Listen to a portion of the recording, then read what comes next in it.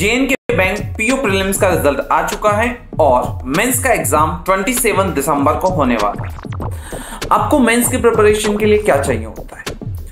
Exam level questions का practice और strategy sessions, और अगर कहीं कमी है तो आपको कुछ हाई लेवल के questions.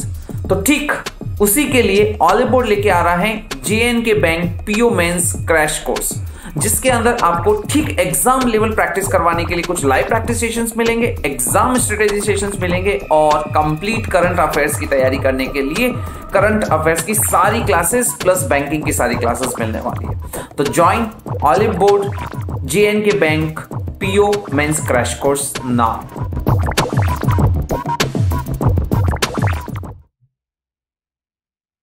Hey everybody, hope you're all doing good and hope you're all safe. A very good evening to all of you and welcome to Oliveboard. So we are starting this 50 most important questions for economics series today, and it will be going for this week. So we'll try and cover the 50 most important questions which can be helpful for both for your SEBI Grade A examination, which is going to be there in January, and also for the RBI Grade B examination. The notification for which is most probably and likely to be coming by the end of December or by the first or the second week of January, right? So make the most use of it, guys. Try and share this session with all those friends of yours who are preparing for the SEBI grade examination, also for the RBI grade B examination. So let's quickly begin this class. If you can confirm me with a thumbs up or by knowing by just typing a yes in the comment section so that we can begin the class for today. So is my voice audible, guys? Are we good to begin? Yes. Hello Anshu, hello Mrunal, hello Nilesh and Anshu. Fine, yes, let's get in the class very quickly. As always, I'm here with my quote, and that is, what is success? It is being able to go to bed each night with your soul at peace, told by Paulo Coelho. And I'm sure many of you might know about him because he's a famous book writer and also a thinker. The Alchemist is one of the famous books that he has written. So what is success? It is being able to go to bed each night with your soul at peace. So this is a success that is not for the outside world, but for the inside world. This is a success that is not a long-term success, but which we need to strive on a daily basis. And this success is relevant for every one of us, right? For every section of people, be it a housewife to those who are going for jobs and also for competitive exam aspirants too. So for us on a daily basis, what is going to be success? When we have to go to bed with peace. And when is that going to happen? When you're going to give your best on a daily basis. If you've put a timetable for today, if you've stick to your timetable, if you've learned something, made the day most productive for yourself, I'm sure that is going to give you that peace of mind, isn't it? And you're going to go to bed with a very peaceful thought. So let's strive for such kind of success, which is not going to be related to the outside world, but which is going to be focusing on us and our daily dreams, right? So with this, let's begin the class for today, and I want every one of you to make a note of the upcoming events which can definitely help you prepare well for your examination, be it SEBI grade A and also for RBI grade B examination. So this is 50 most important question series for the economics section that we are starting today. So, and also we have a current affairs lecture series for RBI grade B phase 2 of the examination, which happens every Tuesday at 7 p.m. And this revision series for the economics is going to happen at 6 p.m.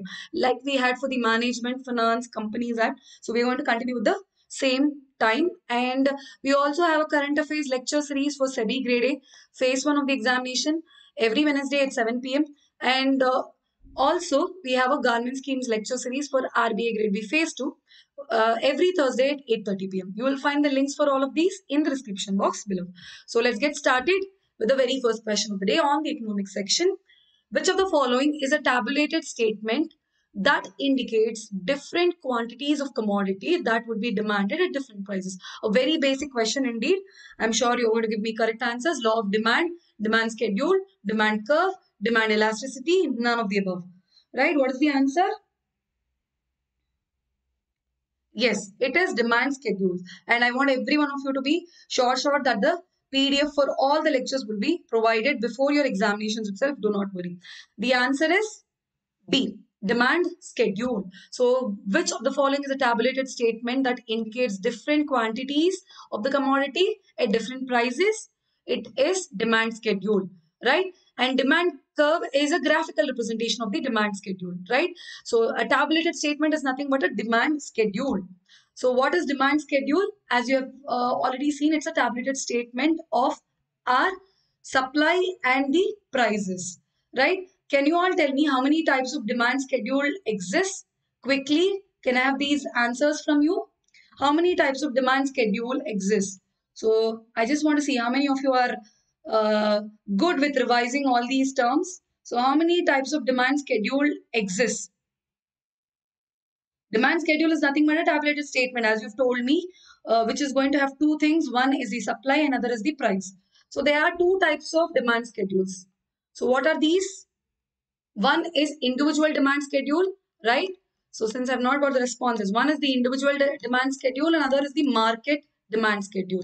In the individual demand schedule, you will see that it is going to give us the quantity of the good demanded at different prices.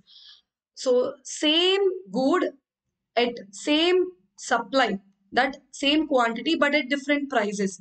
That is going to be the individual demand curve, right? But if you see P1, P2, P3, P4, but if you have to take the market demand schedule, it is going to give the total of the individual demands for a particular commodity at different price levels. That is the market demand schedule. And what is the demand curve? So it is just nothing but the pictorial representation of the demand schedule, right? So you are having a tabulated statement in case of a demand schedule, but when you represent it pictorially, it is going to be a demand curve, right?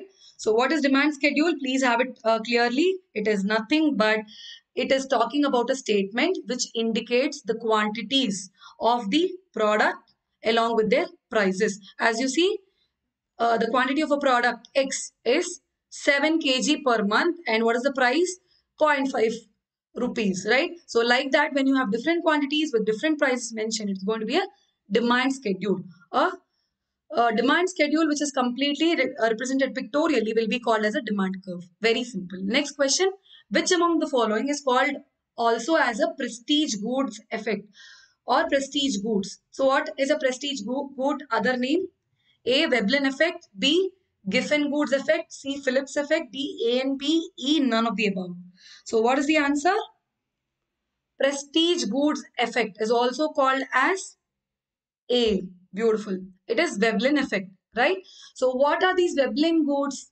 You can understand that this Veblen goods or Veblen effect is having the primary aim of those consumers who are trying to impress others, right? In simple terms, this is trying to capture those consumers who are trying to impress others mainly.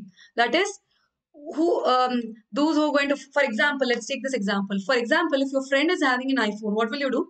You also want to have that iPhone with you. So it is a kind of mechanism where you want to try to impress others, right? Because you feel that having an iPhone is a status symbol, and that is the reason you try to impress others by having that iPhone, right? So that kind of effect that iPhone is going to give us is called as Veblen good effect, where it is going to capture those consumers who are going to try to impress others, and they accept price as an indicator of the prestige, and they attach great importance to the price, right? Because Apple goods are going to be costly, and you try to attach that demands based on the price, and you take it as a prestige, right? So these are kind of luxury goods. As you see, Veblen goods are a kind of luxury good, and that result from a price rise in a demand. And there are different types of Veblen goods. One called as invidious comparison, and a two which is called as pecuniary emulation.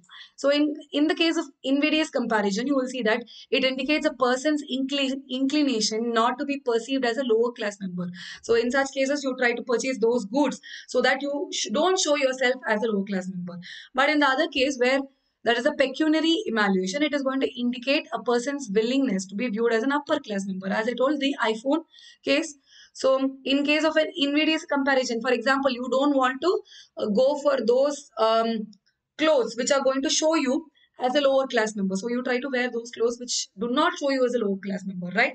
That is invidious comparison, where you want to have a iPhone is going to be a pecuniary evaluation. All these going to talk about Veblen good effect. And what is the other name for Veblen good effect? It is also called as prestige. So where a consumer is going to consider that high price is nothing but prestige, right?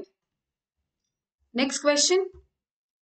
Unitary elastic demand is related with which one of the following? A. Cross elasticity of demand. B. Income elasticity.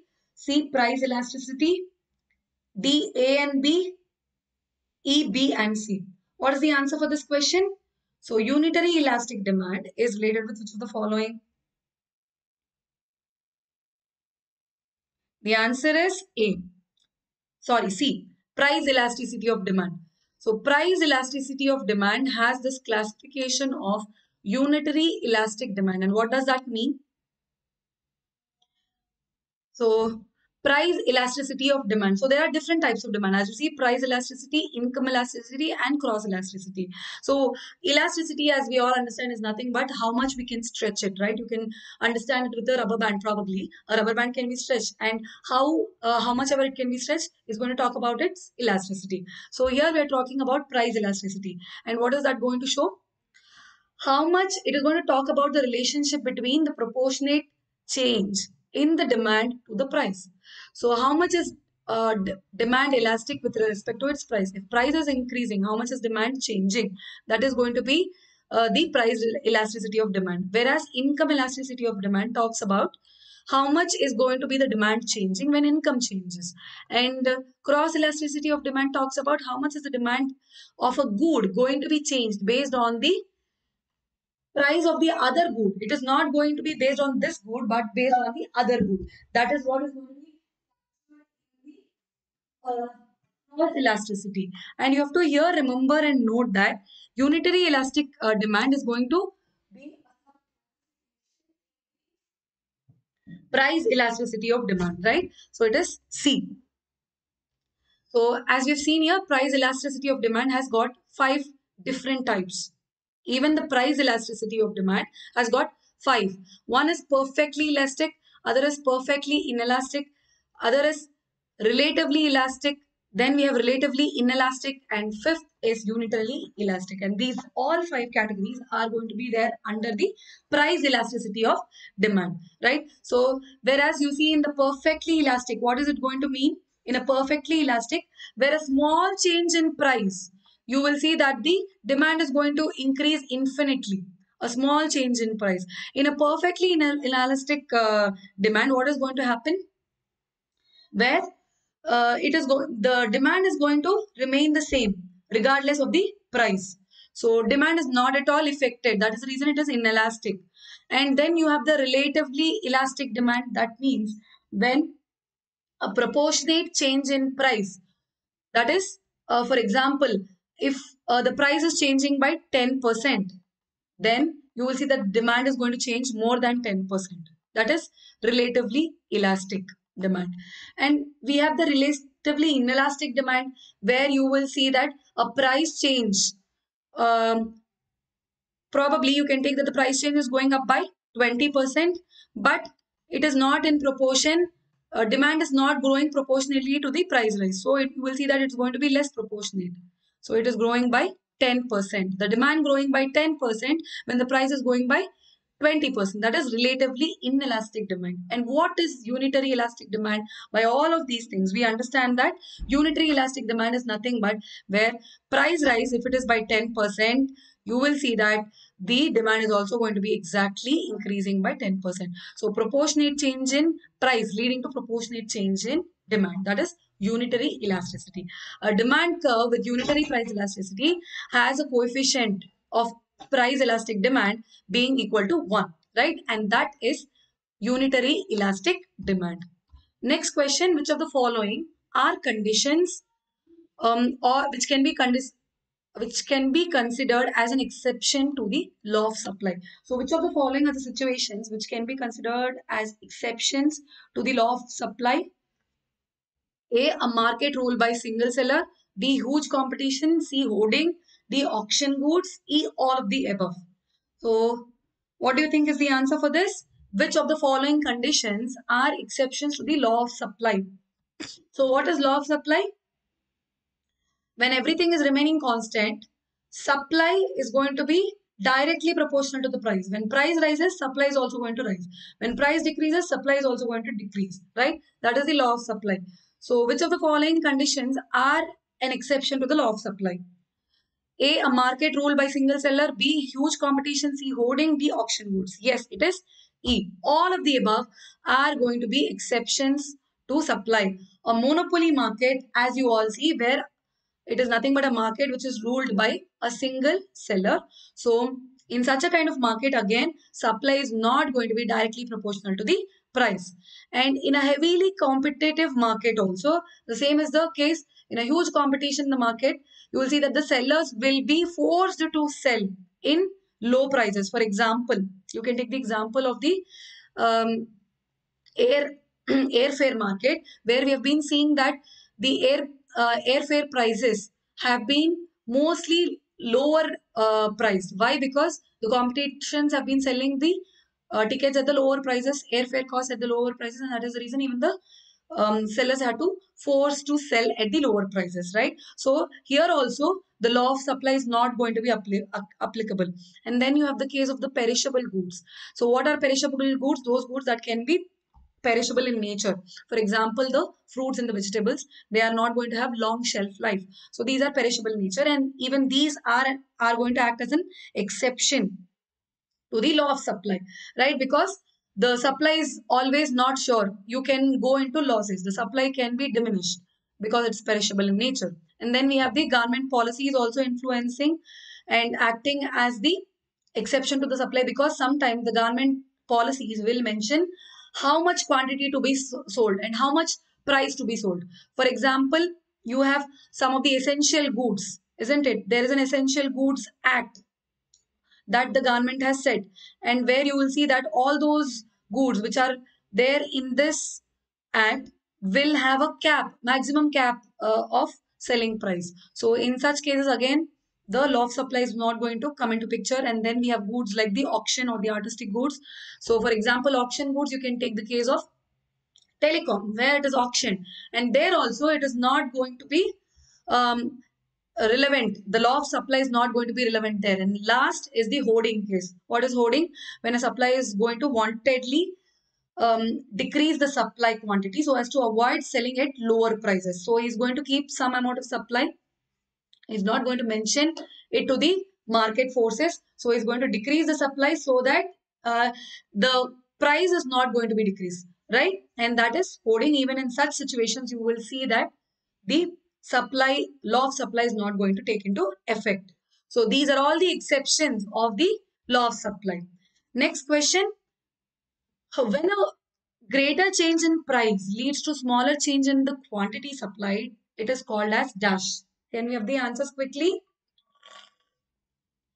A, perfectly elastic supply. B, perfectly inelastic supply. C, relatively elastic. D, relatively inelastic.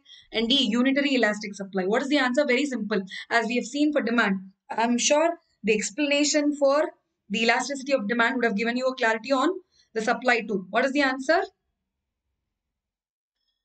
A greater change in price leads to smaller change in quantity supply. No, guys, the answer is relatively inelastic supply, right? We've already learned about the same thing in the case of demand also. When you see that there is the proportion of change in price, if it is 20%, the supply is not actually growing by the same amount. Rather, it's growing by a lesser amount, say 10%, right? The proportion to which supply is increasing is not same or higher when compared to the proportion to which price is increasing. In that scenario, you will call it as a relatively inelastic supply, right? So you have a perfectly elastic supply curve and perfectly inelastic supply curve, and you also have a relatively elastic supply curve and a relatively inelastic supply curve. So we have already discussed about relative perfectly elastic demand, perfectly inelastic demand. Same logic you can apply here. So very small rise in price, as you see, a small rise in price is going to increase the supply indefinitely, infinitely. That is a perfectly elastic supply. And inelastic meaning when any price change is not at all going to affect the supply, that is perfectly inelastic. And relatively elastic, that means whenever the proportion of the price change is 10%, say, but if the change in the supply is more than the change proportion to which the price has been increasing, then you call it as a relatively elastic. But the other way around, you call it as an elastic one. And unitary elastic supply means 10%, that is increase in price and increase in the supply are proportionate to each other. That is called as unitary elastic supply, right? Next question, which of the following situation best explains the equilibrium price? So which of the following situations best explains that? When a customer who wishes to buy the product at the market price is able to do so. When every customer who wishes to buy the product at the market price is unable to do so. See, when supplier is left with an unwanted inventory. D, A and B, E, A and C. So which of the following is going to explain the equilibrium price? Very simple. So what is the answer for this question? Yes.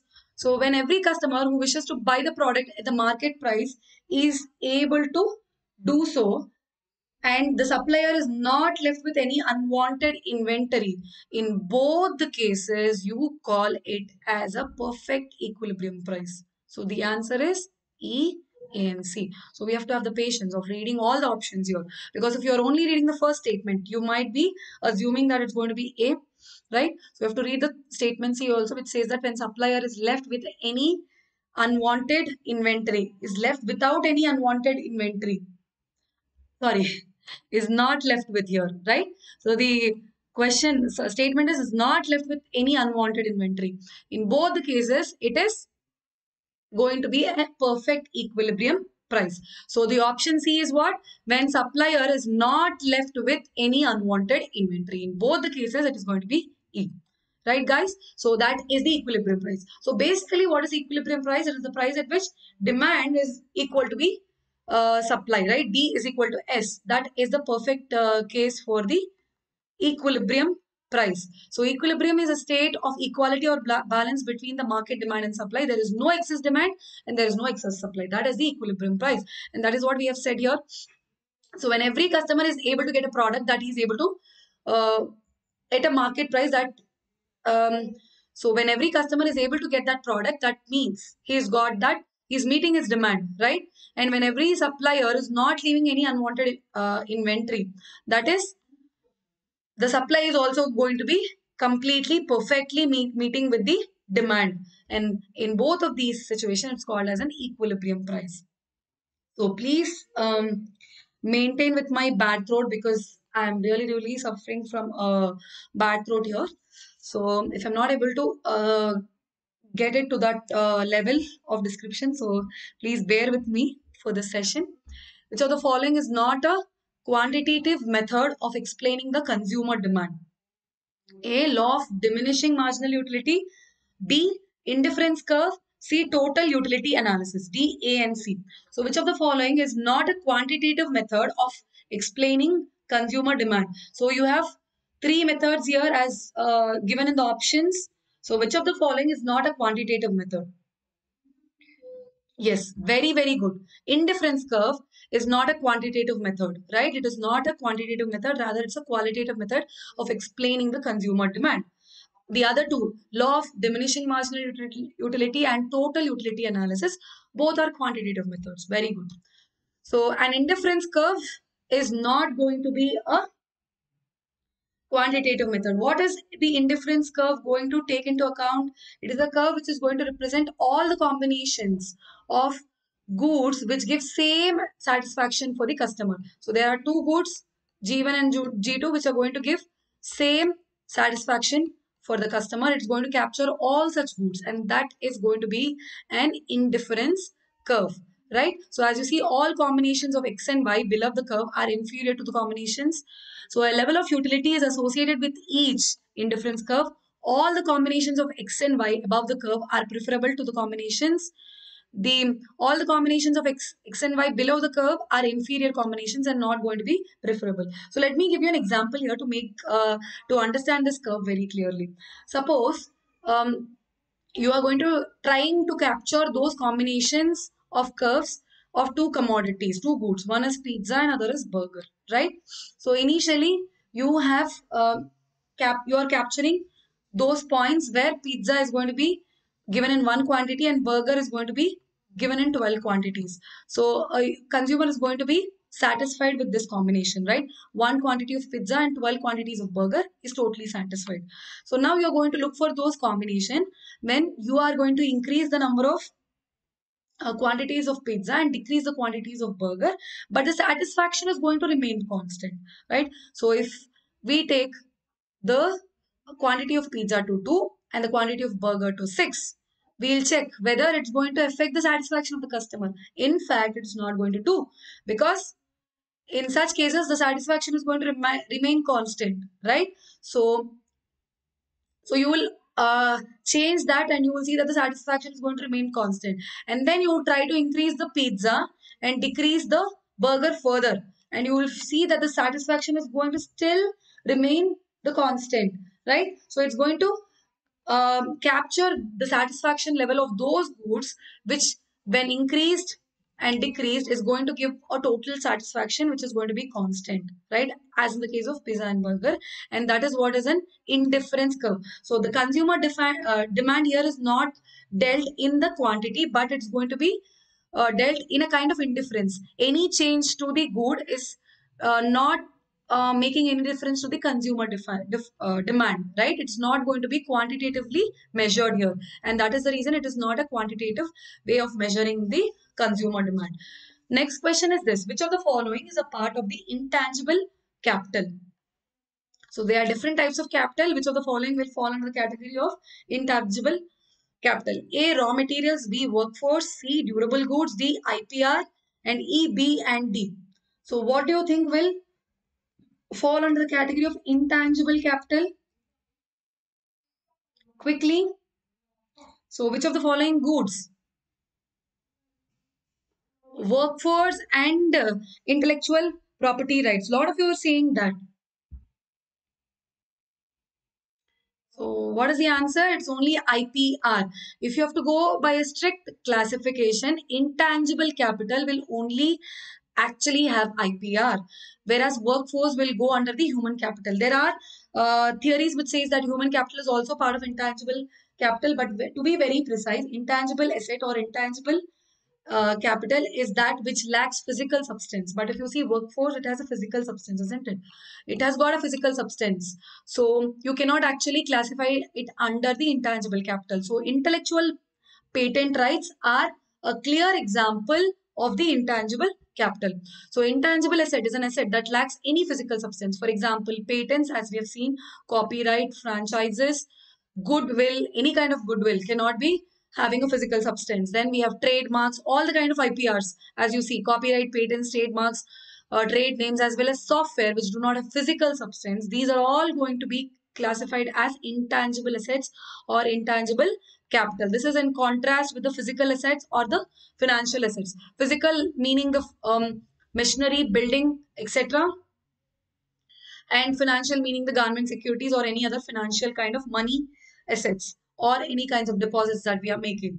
So this is completely in contrast with this. So what is the main disadvantage of an intangible asset? It is going to make it very difficult for evaluating such kind of assets, and they suffer from typical market failures of non-rivalry and non-excludability. They cannot be excluded also, and they are also going to have this rivalry. So brand competition, goodwill competition, patents are also being competed, trademarks and knowledge. These are all going to be fall under the category of intangible assets. Next question: which of the following refers to the change in the total product per unit change in the quantity of the variable factor? A, total product; B, average product; C, marginal product; D, gross product; and E, none of the above. Which of the following refers to the change in the total product change in the total product per unit change in the quantity of the variable factor. What is the answer? C. We are talking about how much is the total product changing per unit change in the quantity of the variable factor, and that is the marginal product, right? The answer is C. So what is total product? It can be referred as the sum total of the output of each unit of the variable factor, right? So that is going to be the total product.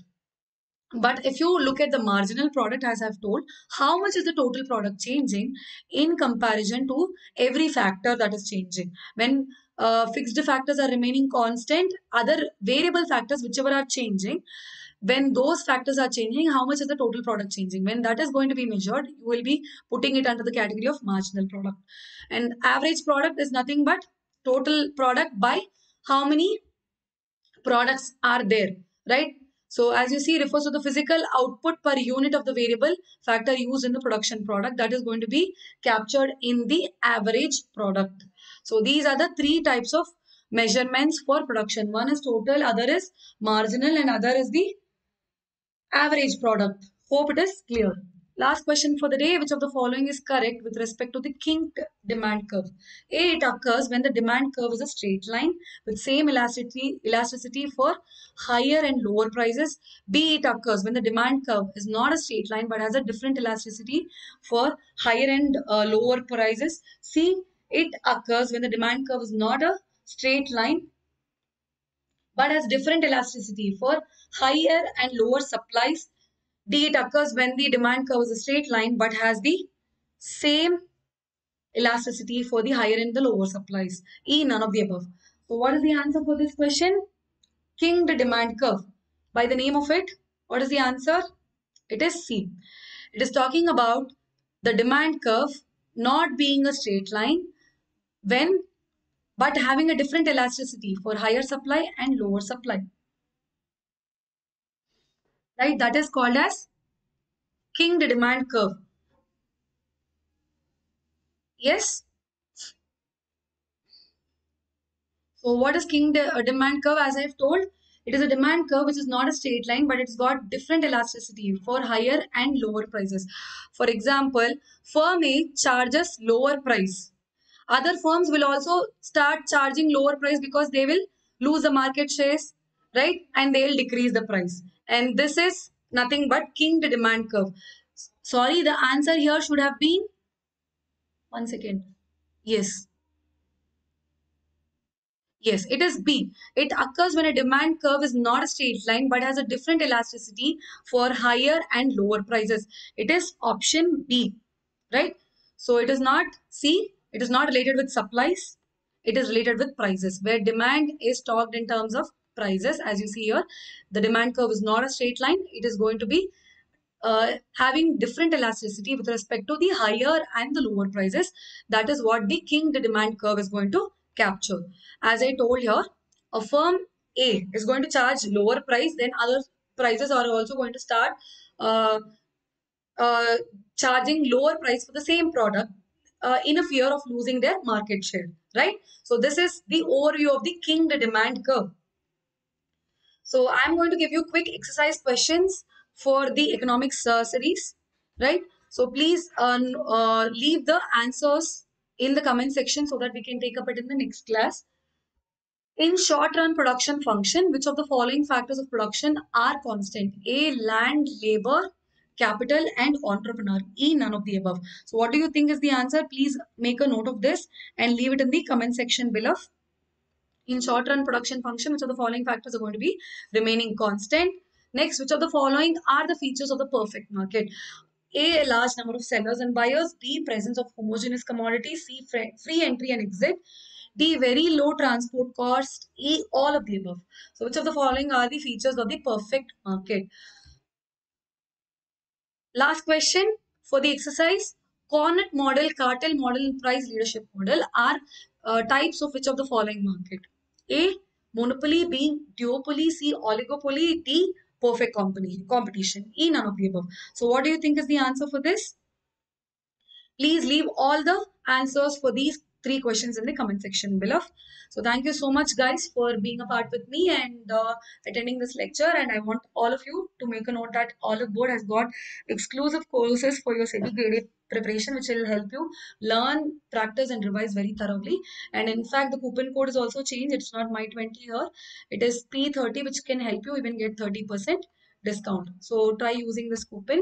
And I've already mentioned about the upcoming events which can strengthen your preparation for SEBI Grade A and also for RBI Grade B examination. SEBI Grade A, we have started this revision series for economic section, which happens Monday to Thursday at 6 p.m. And also we have got the current affairs lecture series for RBI Grade B Phase 2 every Tuesday at 7 p.m. and current affairs lecture series for SEBI Grade A Phase 1 every Wednesday at 7 p.m. and also government schemes lecture series for RBA Grade B Phase 2 for every Thursday at 8:30 p.m. You'll find the links for all of these in the description box below.